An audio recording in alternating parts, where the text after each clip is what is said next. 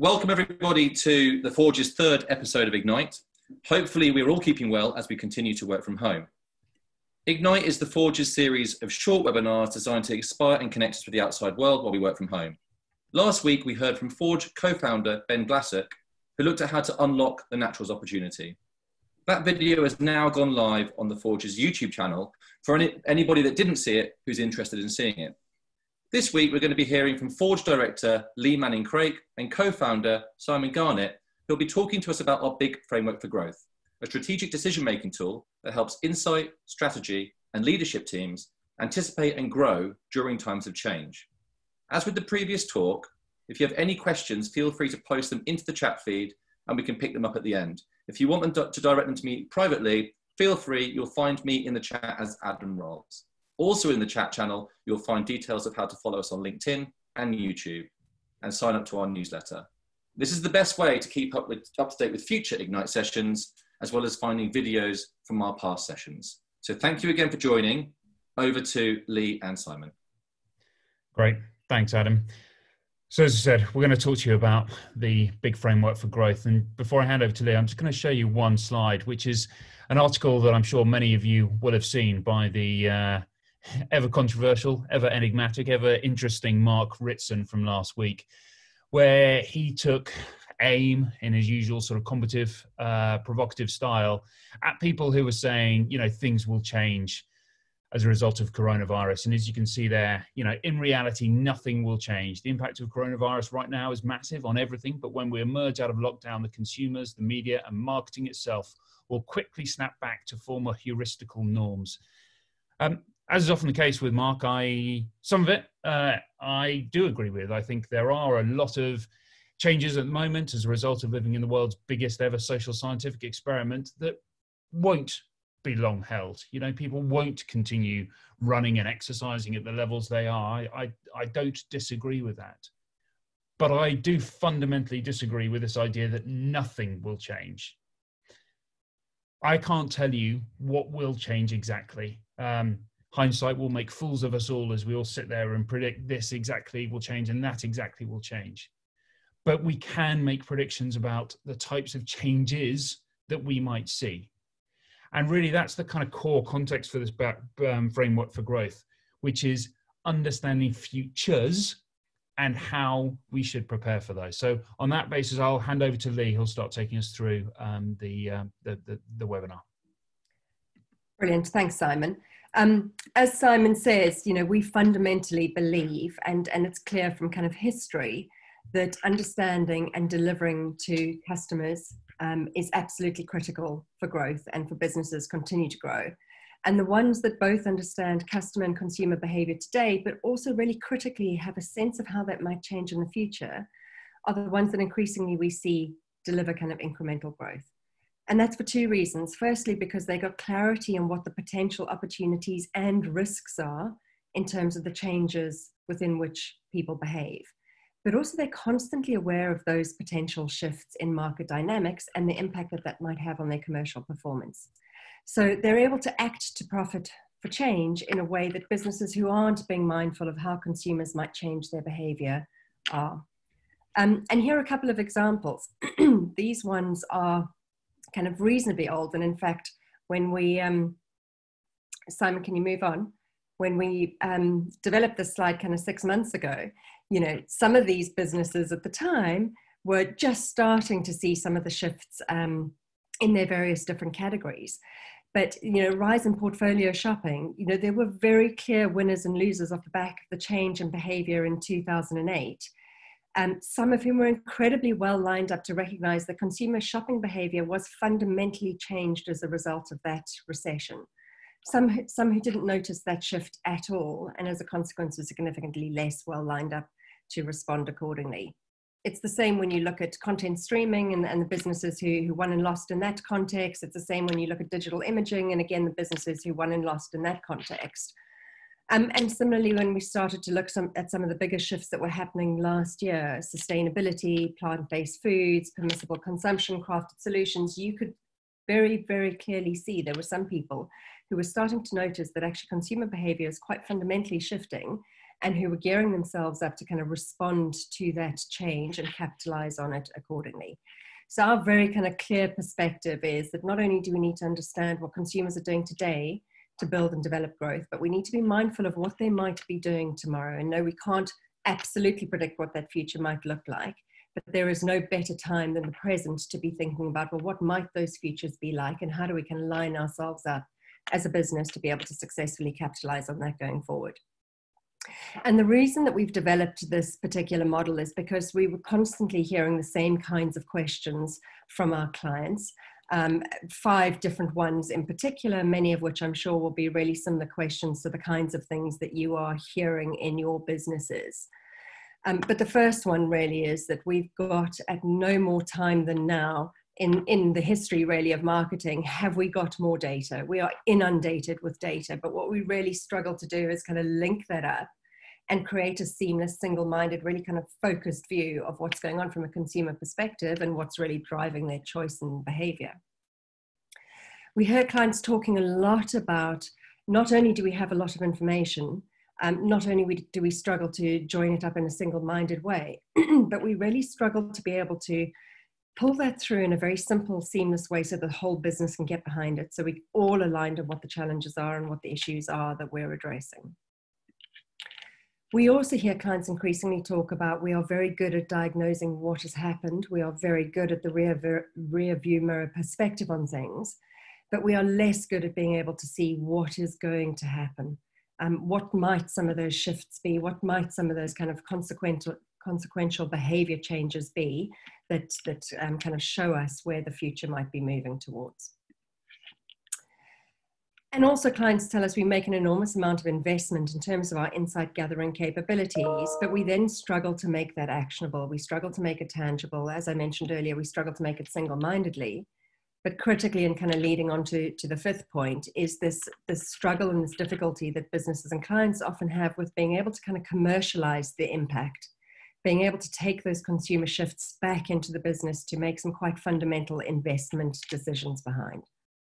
So 5 really big questions that we've heard come through from a wide range of different clients across different geographies over the last several years. And it's the reason why we've created this big framework for growth, which we have been developing for several years now and working with clients all over the world to use and to implement across a diversity of different categories, whether that's financial services or FMCG businesses. What they found is real strength in this framework, because what it offers is a bridge between understanding the consumer world and then being able to bring that into the boardroom to make some tangible and kind of commercial decisions as a consequence. So what I'm going to do is very briefly introduce you to the 2 different axes that make up the bones of the framework, and then Simon's going to go into a little bit more detail about the different dimensions and some of the components that you might well be wanting to use as you think about implementing this kind of thinking in your own businesses. It's a framework that's really quite simple. It's built off 2 core dimensions that drive consumer choice, and these won't be new news to you, but the way they're applied I do think is new, and certainly our client base think it's new. One of the key axes is around consumer motivation. So what is driving consumer behavior in the category today? But critically, what's going to drive that in the future? Or what can we see might be driving that in the future? What's emergent behavior? What are emergent kind of motivations? The second axis is around solutions. How does the category deliver to consumer motivations today? And how might it start to do that in the future? Whether that's from a product perspective, a service perspective, and increasingly in this world, an experience-based perspective. How do we as a category respond to the motivations that consumers have? And if we look at each of those in a little bit more detail, starting with the solutions axis, you can see that if you are in the world of kind of hair care, for example, there are some very well established solutions that help people address whatever their hair care needs might be. And those tend to be product based, whether it's a shampoo or conditioner or mask, whatever that might be. Those are kind of very established kind of product based solutions that exist in the category today. There are also a range of different tools that people use and have done for quite some time. But as we start to look at the future and start to look at how solutions might evolve in this category, we see that new technology is changing some of the tools that are now accessible to consumers. We see that treatments that were once the domain of the specialist and the professional within the context of a salon are increasingly becoming available to people in their own homes, so they can access quite specialist types of treatments. And we're seeing technology in the form of apps and services related to apps starting to help people manage their hair in a variety of different ways that is a million miles away from the product solutions that have very kind of historically typified the category. So a range of different solutions stretching from those that are kind of current within the category to those that are more emergent and future solutions. And it's similar when we start to look at the kind of motivations axis. And in this particular example, what we've done is take a category that is very good. Simon, could you move on to the next one? That is very good at kind of stretching itself across a variety of different motivations in response to the things that are important to consumers. You know, yogurt started as a category that was about a kind of small dairy-based treat. It then recognized the need around managing my weight. It recognized the need around kind of managing gut health, a need around a small, little, but arguably slightly healthier indulgence, needs around sustenance and sustained energy, needs around kind of fortification, and increasingly needs around dietary necessities or the need to exclude a component from your diet. And it's a dimension in the category that might well change given the current context that we're in, because you could well see that a need for immunity might come to the fore and might then stretch this future motivation axis even further from where it is currently. So those are the four different kind of quadrants that make up, the two different axes that make up the framework. And I'm now going to hand over to Simon, who's going to talk about the four different quadrants that then sit within this framework that help you think about some of the different challenges that you might face within the context of your category. Great, thank you, Lee. And let's hope that I'm better at moving on my own slides than I was with moving on Lee's slides, so apologies for that. We're going to start off in this top left-hand corner, and we're going to talk about this quadrant where we're talking about the current motivations and the current solutions. So this really is effectively your category today. And if there's one word that sums up this quadrant, it's the word better. These are existing motivations, these are existing solutions, but people are driving value, are winning because they're delivering on it better. Let me take an example, Heineken Zero. The motivation to moderate alcohol consumption has been around for a long time. It's currently growing, it's very present, but it's been around for a long time. And low alcohol beers have been around for a very long time. The problem is they just didn't taste very good. Heineken Zero come along and they've just created a 0% lager that actually tastes pretty good. And lo and behold, it wins. One of the most successful alcohol launches of the last few years. Or another one there, Nivea black and white deodorant. I mean, the need for no white marks has been around for as long as you've ever used deodorant that gave you white marks in the first place. So this is not a new motivation. Likewise, it's not a new solution. But they came along, they were not first to market, but they came along with a better product, but more importantly, a better proposition. Keeps your black stuff black, your white stuff white. Very, very simple. It cleans up. Monzo, you might be surprised sitting there thinking, well, why on earth is that a current solution? This is completely radical. Well, I kind of question that. At its core, Monzo is a digital bank account. I've had a digital bank account with Barclays since the early 2000s. And much like all of the other major high street banks, I didn't realize it was not very good until Monzo came along and you suddenly went, oh, this is so much better. So yes, it's got some slightly different functionality, but at its core, it's the same solution. It's an online bank account, just done much, much better. Dyson hairdryer, where it's just a very focused kind of heat. So you lose that. Or Fever Tree with their very natural and premium tonic waters. If we move down to the next section, this is where we're talking current motivations, but future solutions. And forgive me if there's a bit of background noise. Typically, the bin men have decided to come and empty the street's bins right now. Here, we're talking about effectively existing motivations, but with new and improved solutions, typically driving trade up or frequency or share steal. Purple bricks, you know, estate agents, they've been around forever since people started trading and upgrading and buying and selling houses.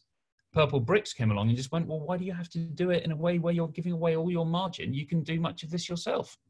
And they facilitated it online, taken a lot of that cost out and given a very different solution, but that same broad motivation. Or Harry's or any of the other Dollar Shave Club, etc., who've just gone, still the same motivation to, you know, shave and manage your look, but we'll do it with subscription, we'll save you money, we'll take out the hassle of having to remember. Very simple, very easy. Zendium, a toothpaste, which again is exactly the same motivations for fresh breath and healthy teeth, but they've just adopted a very different solution, one which works in sync with your body's natural bacteria rather than try to kill them. The third place is around then future motivations, but with existing solutions. And this is where we are evolving what a category can do for people. One of my favorite examples here is Dettol with their antibacterial wash. It's still exactly the same, laundry detergent as any other brand. But what they have done very effectively is they've said, well, in every other part of your life, you destroy bacteria and you have antibacterial properties. Why not your clothes? And suddenly people went, I'd never thought of that. That's a really good idea. Or Rafa, for any weekend warriors out there, the cycling brand, still the same solutions. It's still the same kits, but it's an evolving motivation, which said, actually, I don't want to look like a moving billboard for an obscure Central European bank. I actually want to look quite stylish and quite, fashionable. And they came along and delivered that, much the same way that Apple did with the original iMac. And then finally, we've got this bottom right-hand corner, the change the rules, where we're delivering against future motivations with future solutions. One of my favorite examples here, Vitality Health Insurance. Health insurance traditionally been the domain of passive things that help you out as and when you get sick. And they said, well, actually, why don't we change that? Why don't we do evolving motivation where we said, we'll proactively help you be healthy rather than just bail you out when you're ill. And they did this with future solutions using geotechnology and geolocation technology to establish when you have tapped into gyms using the kind of tracking apps to reward positive behaviors. Tesla, I also want to touch on, we all know about the motivations and many of the solutions that they've done. But there's one particular aspect that I think they do really well with new solutions, which is they've cut out the middleman. They have said, don't bother paying the expensive automotive traders, buy direct from us, we'll cut out the middleman, we'll save you money.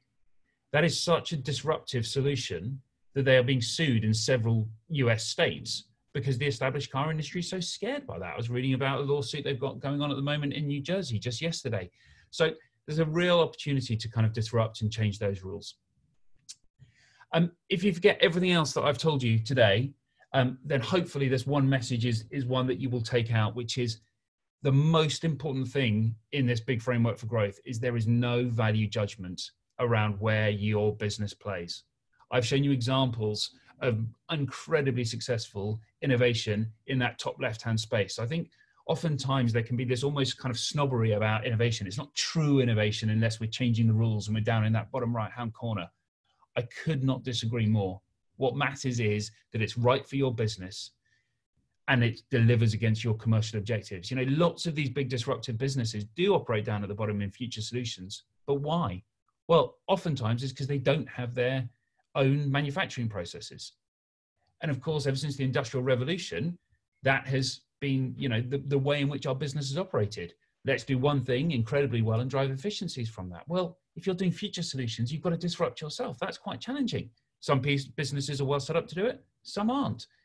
Don't feel your business has to be something or your brand has to do some type of innovation. Do what is right for your business and right for your strategy. Okay. So what inputs do we need to start working with this big framework for growth? Well, the first thing that I would say is it's an incredibly flexible tool. We have built frameworks for growth based off, frankly, a little bit of desk research, and then getting some smart people, client and agency side together and created a very hypothetical map that we think is what's going on. Equally, we've done others where we've reviewed huge amounts of material, done lots of fresh work. It is flexible. It can work in many ways. Oftentimes we start with quite a hypothetical map that we think is going on. And then as budget and time and investment allows, we've chosen to kind of go, okay, let's dig a little deeper here. Let's dive a little deeper there to understand. Here are some of the things that you can do. So when you're talking about solutions, I think what's really important is what are people actually doing? So usage studies, ethnographic approaches that tell you what people are actually doing rather than what they might just say they're doing, hugely important. Market trulls, we spend a huge amount of time looking at that. What is going on in other categories and what can we learn? Steal with pride. There are many categories we can all learn from where stuff will be happening there that isn't happening in our category. Dettol, that kind of classic example. With the laundry care, they went antibacterial, huge in other categories, not in ours. Why not? R&D roadmaps, innovation centers, if you have them in your businesses, fantastic. Supplier networks, I'm a big fan of. You have an enormous base of suppliers who will just be only too keen to come and talk to you about what they are doing and what they are developing and what they are seeing. So please use it. Likewise, trends, you don't need to go and spend huge amounts of money to commission a bespoke trends service. There is so much stuff available free, open source online that can tell you some of the really interesting stuff that's going on. So just a number of different sources there from solutions. When it comes to motivations, our start point is always a belief that start with what the business knows already. Rapid rewinds. What do we know about this category? If you do need to commission fresh work, there's a huge amount of kind of approaches, old and new, that will still help you kind of do that. But always start with what do we know, first of all. And then if you need to go and commission, finding the right kind of approach to go and do it, huge potential. The next slide is a very, very top line summary of a really important stage in the big framework for growth, which is where it grows its commercial teeth. If this is really going to be valuable in a business, if we're really going to be able to tell people and go to the business and say, this is how we think the world is going to change, then we need to be able to put some numbers behind it, okay? And very simply, without the commercial teeth, it's nice, it's interesting, but it doesn't help the business prioritize. There's a lot more detail that we can share with you. So if this is of interest, please shout and we'll do a follow-up for you. But just very simply, our approach is to always start with the categories we know it today. Why? Because generally this is the easiest part to size. You might have an existing segmentation. If not, most of our businesses have access to some sort of continuous ongoing research that can give some sizing. So we can start to put some pound or dollar or euro signs within there. But then there's other things that we need to do. We need to start putting some trajectory on our motivations. Which ones are growing? Which ones are in decline? Which ones are static? Likewise, our solutions. We need to start to work out where actually we have some real competitive strength and advantage, and where it feels like actually this is a really difficult place. This is a very crowded place. There's an awful lot of competitors there. Where are our brand and our portfolio's footprints, so we can see where our business is? And then, and again, more detail we can share with us and exactly how we do it. We start to then expand that out to say, okay, let's take this existing solution. How might that solution be relevant across future motivations? How will it fundamentally change behavior? What will people do more of? What will people do less of? Where will we steal volume from? What kind of change in behavior? Is this increased frequency, trade up, weight, etc.? And we start to size this. Now, when we size this, this is not about a perfect science. It's about showing you're working. We are not soothsayers. I don't know that this square here is going to be exactly 55 million and not 54.3 million. But what we can do is by showing the evidence and the working, we can go, here's a 55 million opportunity. This opportunity over here is 20 million. This seems like a more interesting horse to back. Innovation at the end of the day is an odds game, right? Lots and lots of innovation fails, 80-85% fails. What you need to do is know that where you're investing your time is the greatest chance of return, and making sure you're in a big commercial opportunity is huge. Once we've done that, this is where I then get to say to my colleagues, innovation loves focus, my favorite saying. It's where we get really, really tight about what the opportunity is and we profile it. You get clear on it and really focused on it, then it's an easy problem to solve. Ideation is so much harder when things are amorphous and broad. And then finally, looking at your ability to win. So looking at R&D capabilities, route to market capabilities, even potential kind of future share predictions as well. So by way, just a kind of quick summary, 4 things really that we feel it's particularly suitable for. Portfolio planning. Where should this brand play? How about this brand? Innovation strategy. What are the bets that we want to lay in the future? Where should we be prioritizing? How do we think our category is going to evolve? Should it be more about motivations or solutions? Where should we prioritize? Trend prioritization. I see a lot of times clients get fantastic trends decks and they say they're brilliantly inspiring, but they're left wondering, which horse do I back? These are all interesting. Which one is more likely? Which one is going to have the greatest impact in our business? The framework for growth is fantastic for helping identify that. And then finally, category and brand stretch. How can we evolve and push our existing brands, our existing businesses further? I hope that's all clear. I'm conscious on time. We had 3 little case studies that we wanted to share with you. In the interest of time, I'm probably just going to show one. So there was one we had where we worked with Listerine, which was very much around existing solutions, but what new motivations could exist within mouth care? Where else could we start to play? There was a very interesting case study we did for Zurich, where we kind of went, actually, we're in the existing motivations about saving, but what are the new ways in which we can encourage people, new solutions we can encourage people to save to close that savings gap that exists in the UK. The final one I'm just going to very quickly touch on, because it does a little bit of both, was a piece of work we did for Unilever, personal and beauty care, where actually the opportunity was the whole framework for growth, both existing motivations and solutions, but then future spaces as well. We started with a very kind of rapid rewind. We managed to get access to a single Euromonitor data set, which was incredibly helpful as we started to kind of build this very comprehensive and robust picture of the total kind of category. Also, and I think this is a very important principle on any framework for growth, one of the most important first questions is, what is our world? What is our universe? And actually sometimes, and in fact most times hopefully, that universe is much bigger than what is often a kind of Nielsen-derived definition based on what a business happens to sell. And that was certainly the case for Unilever, where an expanded definition allowed us to massively increase the potential size of prize that we were going after and identify a whole load of incremental categories, much more positive CAGR that we could really go after. And again, it led to a whole load of kind of valuable, identifiable opportunity spaces, which has led to launches of new brands. It's led to launch of the world's first refillable natural deodorant pack, a kind of disruptive direct-to-consumer skincare brand, repositioning of existing brands, acquisition, so a variety of different things. But this is now a kind of central tenet of the whole Unilever beauty personal care strategy. So just wanted to leave it there. The big framework for growth, all about customer centricity by being highly flexible, providing that commercial robustness, very effective and simple and intuitive for an organization to get behind. So I'll kind of leave it there and then open it up to questions. So over to you, Adam. Great, thanks, Simon. Does anybody have any questions? I think you all now have the ability to unmute yourselves if you do. Yeah, I've got a question. It's Rosa from Asahi. I was really interested in, obviously, the non-alc example you gave. I'm interested in that sort of current motivation and current solution space. I really recognise what you said, Simon, that this often seems like the less sexy space for innovation. But I'm interested, do you think this is a harder space to convince consumers to try something new? We still get a lot of perceptions from consumers that non-alc beer, they think it doesn't taste very nice, so they're not interested in trying it, or they still think it's not delivering.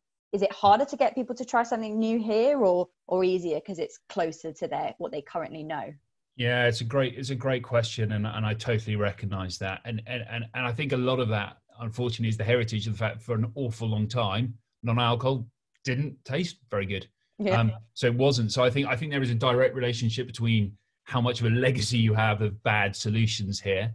I think why I kind of mentioned black and white in particular, though, is because I think one of the things that's really important here is better isn't just about product delivery. Better is also about simple cut-through propositions. So black and white deodorant isn't necessarily a fundamentally better product. In some analysis we've seen it's a little bit better. In some analysis we've seen it's a little bit worse. It's kind of there or thereabouts. But what they did was an incredibly simple explanation. Keeps your black stuff black, your white stuff white. People can get their head around it. So I would just suggest, the thing I think is very important was a lot of the non-alcohol stuff. I think the big improvement has been in the product. If I look at the non-alcohol advertising for Heineken Zero, to me, it's exactly the same as any non-alcohol advertising for the last 20, 25 years. Yeah. So they're really living and dying by the fact that people will be willing to give it a go. Yeah. Okay. Which I'm not sure is the most effective part. So I think, yeah, getting that proposition as well is really key. Cool. Thanks, Simon. Pleasure. Anybody else have any questions they want to ask? Okay, I do have one here, Simon, that was emailed in before the session from someone that won't be able to make it, but we can forward this video on to them afterwards. So it'd be good if you could answer it for them. The question is basically about how this type of work, I mean, obviously this is all about behaviour change. How is this type of work relevant to a COVID world, and do you see it being useful in that? Absolutely, I'll take that one, Adam. Absolutely, we think it's a framework that, you know, it was designed to think about consumer behaviour outside of this extraordinary time that we are in. But it is very clear that we are in a time where behaviour is changing quite dramatically now. Coming back to the very, very first thing that Simon said, we can't anticipate what behaviour is going to stick and what isn't when we kind of come out of this bubble. But what we have is the ability now and the time now, once the operational kind of emergencies are kind of dealt with, to be able to think about, in our category, in our context, what do we think might the new normal be? So it gives us the ability to think through a variety of different scenarios and the time to gear ourselves up and to line ourselves up to then be able to action as we start to see when those things kind of sink and solidify. So we think it's really, really timely to be having a conversation about this kind of framework now, because our businesses do have the opportunity to pause for a minute and to say, actually, if this future is going to change in our category, we can see 2 or 3 different directions in which it might go, and what are the consequences as a result that we need to be able to respond to. Okay, thank you, Lee. And there is one final question here, which is just about how do you see this? Obviously, a lot of brands, a lot of businesses will have existing segmentations. How do you see this fitting with that existing segmentation work? Sure. Oh, I'll happily kind of reply to that. For me, existing segmentations are crucial. If I just flick back to the category today, you know, this is so important that actually we understand the category today. I think most existing segmentations are really good. Sorry, shifted on here. Are really good at the current motivations, the current solutions. You know, the nature of a segmentation, unfortunately, is there's, you know, as soon as it's in field, it's starting to age. So it's great at giving that. It's great at giving commercial robustness. But what's really important is that we evolve beyond. So whenever we've done this, we always use our existing client segmentations. They're a key part of it, but they can only answer some of the story. We then need to layer on additional sources as well. Okay, great. Well, in the interest of time, let's call it there. Thank you so much to Simon and Lee. That was really interesting, especially considering the times that we find ourselves in. Just for anyone that arrived late, we will be recording, we have recorded this and we will be making it public. It'll be going up on the Forge YouTube channel in the next couple of days. I've just popped those back in the chat, so if anyone is interested in finding out more about how to follow us, you can find links to us there. That's the best way really to keep in touch with future Ignite sessions. Next week, we're going to be hearing from a very special guest, Jan van Loon. He's going to be hosting a talk for us all about China. Jan runs an agency out in China, has done for the last 20 years, has been living out in China and Asia for a long time. And he's going to give us a perspective about life in China pre-corona, helping to bust some of the myths that we may have in the Western world about life in China. He's also going to be looking at some of the extraordinary measures that were taken during their isolation period over the last few months. And then looking at as those isolation measures and lockdown measures have lifted, you know, what are the behavior changes that they're seeing in China, and what are the opportunities there for brands in that space? So really quite interesting. Even if you haven't got a business or you know, brands based out in China, I mean, I've seen the presentation. It's really interesting, just from a Western perspective, just to see something a bit more detailed about life on the ground in a market that I don't know so well. So hopefully you'll be able to join us for that next week. Keep an eye on our channels, and we will be posting the invite to that there. So yeah, thank you all for joining. Thanks to Simon. Thanks to Lee. Thank you, everybody. And goodbye. Thanks, guys. Bye. Thanks. Bye.